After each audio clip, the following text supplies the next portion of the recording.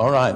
Let's look at one other statement by Paul in Romans chapter 8, verse 31 and following. Again, Paul emphasizes the all-sufficiency of the sacrifice of Jesus. Romans 8, 31 and following. What then shall we say to these things? If God is for us, who can be against us? He who did not spare his own son, but delivered him up for us all, how shall he not with him also freely give us all things? So that's what's provided through the sacrifice of Jesus. God, having given Jesus, will not withhold anything, but also with him freely give us all things. I'm going to say that again because it's a staggering thought. Also, with him freely give us all things. So the one sacrifice of Jesus releases the total abundance of God's mercy and provision. We do not need any other basis. In fact, there is no other basis. This is the one and only and all-sufficient basis for the release of God's mercy and grace. Very important to understand this, because if you come to God for mercy and grace on any other basis but the sacrifice of Jesus on the cross, God will not meet with you, because it's a false basis. It's not true, and God is a God of truth. We can't come to him on the basis of our good works, or our religiosity, or our family background, or our nationality, or our talents, because God is not impressed by those. They do not release the mercy and grace of God. The only thing that releases God's mercy and grace is the fact that Jesus was made sin with our sinfulness, died in our place, and rose again from the dead. And I want to urge you never to pass a day without meditating on that. Never to displace this truth from the center of your thoughts and your words and your life, because as soon as the cross becomes displaced, you'll find that you're not any longer enjoying the abundance of God's grace. You'll find yourself struggling, you'll find yourself perplexed, confused, and very often you'll find yourself feeling guilty.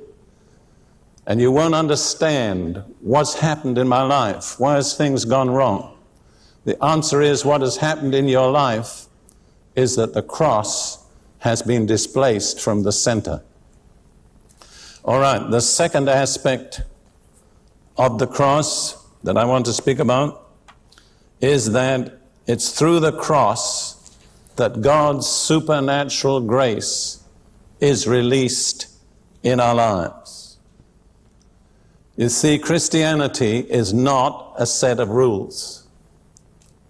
I remember saying this to quite a large audience somewhere. I think it was in the United States, but I forget.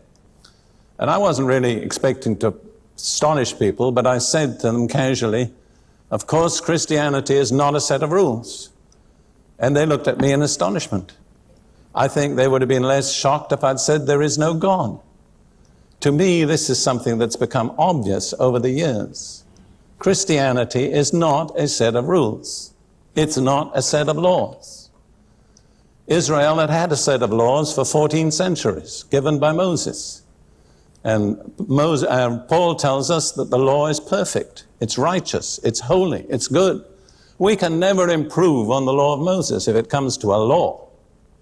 If that would do it, there would have been no need for Jesus to come. I smile sometimes because it seems to me that Christians who talk the most about grace sometimes know the least about it.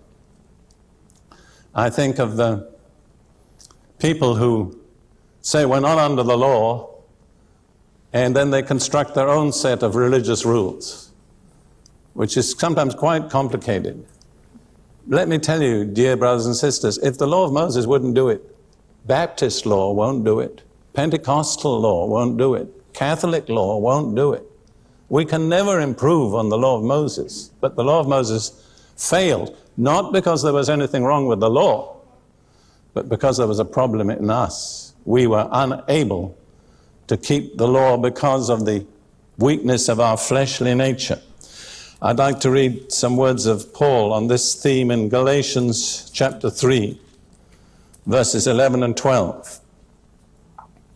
But that no one is justified by the law in the sight of God is evident, for the just shall live by faith. Yet the law is not of faith, but the man who does them shall live by them. So Paul says no one can ever achieve righteousness with God by the law. Actually, the translators have put in the word the law, which is legitimate because he has primarily in mind the law of Moses. But if you leave out the word the, it's still true. No one can achieve righteousness with God by keeping any law. There is no law that can enable us to achieve righteousness with God. It's not the way we can ever become righteous with God. Now, I'm sure I can see some of you looking puzzled. I'm not surprised. I think this is one of the most frequently made statements in the New Testament, which is the most persistently ignored by Christians. There must be at least a dozen places in the New Testament where it says in one way or another, you can never achieve righteousness with God by keeping a set of rules. And yet the majority of Christians that I move amongst have somehow got the idea that if I keep the right rules, I'm all right. Doesn't work. God doesn't accept it.